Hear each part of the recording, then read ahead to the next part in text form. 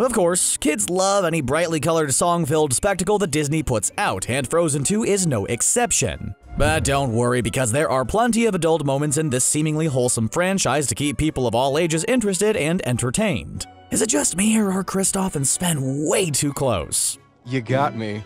Let's call it a night. And for someone who has a carrot on his face, some of Olaf's comments are way too on the nose. Let's take a look at some of the funniest moments of the Frozen franchise that went way over kids' heads. If you haven't seen the movie yet, be warned, spoilers are ahead.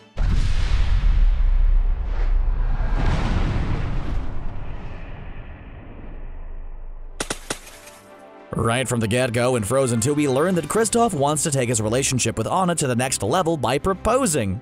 So romantic. But while his future may lie with his human paramour, where does this leave his old best friend Sven the reindeer? Ever since the first movie, their relationship has been a little bit overly close, even by Disney hero and animal sidekick standards. And there's one moment which makes it even weirder. Kristoff is singing about how he isn't sure how to propose to Anna when he looks into a window and sees himself in a formal outfit and Sven in a dress. He sings that reindeers are easier, which is a really weird thing to say at all, especially when your reindeer is dressed up as a human. Yeah, I know it was a song in the first movie, but still. Hey, did you know that water has memories? Nope. You might, because Olaf mentioned it approximately 5 million times in Frozen 2. Seriously. We get it! Everyone's favorite talking snowman was really insistent that everybody learn about water and how it can apparently remember things in this universe. He talks about how water passes through humans and animals, and just to illustrate his point, he lifts Sven's tail up as he says it. Yeah, thanks Olaf, we get it. Thanks for making sure this movie also had at least one piece of urine-related humor. Not fit for kids. They ask why lullabies always have something terrible in them, which is also true in the real world. As adults know, Ring Around the Rosie is about the Black Plague, and nobody can agree on what London Bridge is about, but all of the options are pretty macabre. Disney has a pretty weird track record with making its characters wear clothing. Why does Mickey Mouse wear pants but not a shirt? Why does Donald Duck wear a shirt but no pants? I'm not saying these questions keep me up at night, but I can't really be the only one who's thought about them. And then we have Olaf, who wears zero clothes, which at first seems fine since he's a snowman. He has nothing the MPAA would need him to hide, and it's not like he's going to get cold. His bare body wasn't weird until he mentioned it in the second movie. When Olaf says he doesn't like to wear clothes, it just draws attention to his lack of attire and makes us wonder if it's supposed to be weird that he's not dressed. Speaking of wearing clothes, Kristoff at least keeps his pants on both literally and figuratively in the film. In fact, at the end, he even gets all dressed up to match Arendelle's new queen. He's understandably uncomfortable in his new outfit, but Anna assures him that she likes him in his usual outfit. You know, the one with the leather. Hey, I didn't make it up. That suggestive comment was straight from Anna herself, who told Kristoff that she prefers him in leather. Apparently, their relationship between closed doors is much less vanilla than we thought. If you've ever wondered what families did before the internet was invented, Frozen 2 sheds some light on this, and it's really boring. Kristoff, Sven, Olaf, Anna, and Elsa play a round of charades, even though Olaf has a very unfair and obvious advantage. Ooh, Elsa! But it's Elsa who puts a stop to the fun when she hears a mysterious voice and opts to go to bed early.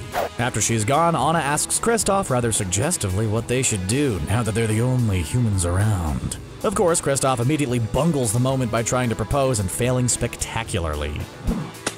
If there's one thing Frozen 2 definitely wasn't lacking, it was songs. The movie's stuffed full of ballads, but we all know which one was hands down the best, at least for all the adults in the audience. Kristoff may have struggled to propose to Anna, but he had no problem putting his feelings in song. Lost in the Woods had total 80s vibes and stood out from all the other princess pop songs. Jonathan Groff said his inspiration for Kristoff in this scene was the idea of a man drunkenly pouring his heart out at karaoke. Honestly, that might be the most relatable part of the whole movie.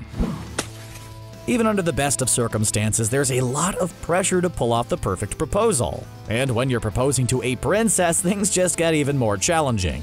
Especially when you're really more of a reindeer guy. So naturally, Kristoff is nervous about asking Anna to marry him, but he gets off to pretty much the worst start possible by calling her crazy, which doesn't go over well. Then when he tries to reassure her that she was crazy but not anymore, he only digs himself deeper. While kids might have enjoyed Kristoff's awkwardness, anyone who's actually been in a relationship definitely got more out of this foot-in-the-mouth moment. While Kristoff can be awkward, Olaf doesn't really have enough self-awareness to feel uncomfortable in social situations. I don't have a skull. Or bones. Which is why he sings a song that is just way too real for older audience members. In When I'm Older, the snowman reassures himself that in a few years everything in the world will make sense and he'll have all the answers he could ever want. Yeah, it's safe to say that poor Olaf is in for a rude awakening when he realizes that adults are just big, fully grown walking children, and they're just as clueless as everybody else. We just get better at hiding it. We can all agree that the reality of adulthood is usually pretty grim, and so is what happened to Olaf. When Elsa turns to ice, the spell she put on Olaf loses potency, and he slips away in Anna's arms. It's sad for everybody, unless you're an Olaf hater, but its poignancy might be lost on younger viewers. Olaf always wanted to be warm and was looking forward to growing up and learning about the world, seeing his dreams. Then there's Kristoff, who was abandoned by his family, and all he got was a bunch of troll friends out of the deal. No wonder he's so weirdly close to Sven and reindeers in general. Growing up as the only human amongst trolls must not be easy on top of all the trauma that comes with being abandoned. Kristoff has a sad backstory just like Elsa, but he seems to try a lot harder to save Arendelle than she and Anna do. In the first movie, Elsa unleashes eternal winter and her solution is to just go hide somewhere. And in Frozen 2, Anna is all too happy to have the Earth Giants crash through the dam, which would have completely decimated Arendelle. She had to do it to right the wrongs of the past, but she couldn't have given the citizens a heads up first. Luckily, Elsa popped up to save the place at the very last minute, but Anna had no way of knowing that that would happen. Do kids really understand the gravity of Anna's actions and how willing she was to destroy Arendelle? Hey there, Frozen fans! Before we keep going, make sure to hit that subscribe button and turn on your notifications either right here on YouTube or in your settings if you're on mobile. You just gotta find a way around that pesky YouTube algorithm. Now let's find our way back to some fun Frozen moments. There's another pretty disturbing implication that most children probably didn't pick up on. The movies never say when they take place, but it's easy to assume they're in the past. But in the first film, there are a couple parts that contradict this. There's a Mickey Mouse figurine in Oaken's shop, and during Do You Want to Build a Snowman, Anna rides on a surprisingly modern bicycle. Do these movies actually take place in the future? Maybe all the weather issues and casual attempts to destroy Arendelle are a sign that this fictional universe exists in the distant future instead of the past. We've gotten through just some of the grim and grisly implications of the Frozen franchise, so let's get back to some good old jokes about Kristoff having an overly intimate relationship with a reindeer. Classic Frozen. At the end of the first movie, Kristoff gets a reward for his heroism and receives a shiny new sleigh. It's a moment that's fun for the whole family, except for the fact that Sven starts posing on the thing like he's a model on The Price is Right. But while most viewers enjoy the human models, I have a feeling that only Kristoff likes seeing Sven showing off like this. At least I hope so. I know it's hard to believe, but there were actually songs other than Let It Go in the first Frozen movie. For the first time in forever might not be quite as catchy, but it does include a rather questionable line parents may not be okay with their kids singing. While Anna dances around singing and wandering the halls, she remarks, "Why have a ballroom with no balls?" That's a pretty interesting question. Listen, Anna, ballroom is an important topic for a lot of us guys, but maybe it's not the best thing to sing a song about it. Was this a purposeful case of a pointedly placed double entendre, or are we just overthinking it? Let's just stick to talking about nice, wholesome snowballs instead. Adult fans thought this moment involving Olaf was pretty dark when they saw the first movie, and it's really aged like a glass of milk now that the second one is out. Olaf may be able to walk and talk, but let's not forget that he's essentially an animated pile of snow. And as we all know, snowmen have a very limited lifespan in the real world. We're sorry to break it to you, but unless you find a silk hat stuffed with magic, your favorite snowman is eventually going to melt. And it seems like Olaf accepted this sad and eventual fate in the song In Summer. He sings that winter's a good time to stay in and cuddle, although we aren't sure how much fun it would be to curl up with a pile of snow. But then he says, "But put me in summer and I'll be a Happy Snowman! Yikes. It's clear Olaf was going to say puddle, but decided that that would be too traumatizing for the kids. Or maybe it was just to soften the blow when Olaf does lose his life in the second movie. Okay, he got better, but it was still pretty upsetting. One of the reasons parents approve of the Frozen movies is that they aren't your typical Disney flick about a helpless princess in danger. The movies actually poke fun at a lot of classic tropes, like when Kristoff expresses surprise that Anna's about to marry someone she just met in the first Frozen. When Anna insists that she knows Hans well enough, Kristoff tries to prove his point by quickly asking questions about her intended. These include things like, what's his favorite food, who's his best friend, and what his shoe size is. As if that definitely not loaded question wasn't bad enough, Anna replies that foot size doesn't matter. Maybe the song Fixer Upper is meant to be lighthearted and playful, but there's one part that really stands out when you put it in the context of Anna and Kristoff's talk about foot size. Seriously, why is there so much feet talk in this movie? The trolls are trying to convince Anna and Kristoff that they'd make a good couple, so they go ahead and list off all of his shortcomings, which is maybe not the best strategy. They mention the square-shaped weirdness of his feet, while Kristoff does his best to hide his hooves away from Anna and the trolls. Considering their previous conversation about foot size, wink wink, this seems pretty suggestive.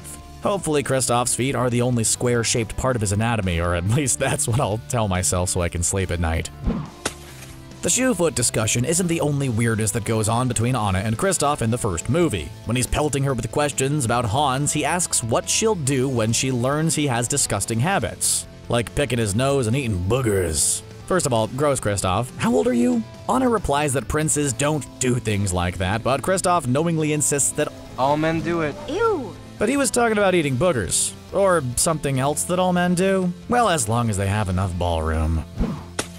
This may not have been a singular moment, but it's so clearly not for kids that we have to mention it. It's clear that Kristoff and his reindeer Sven are the best of buddies. They're super close, and even people within the Frozen universe take note of that. The trolls sing about it in Fixer Upper when they refer to his thing with the reindeer, which is a little outside of nature's laws. Yeah, yikes. What is that supposed to mean? But did you ever notice that Kristoff wears a fur-lined coat? In fact, it looks really similar to Sven's fur.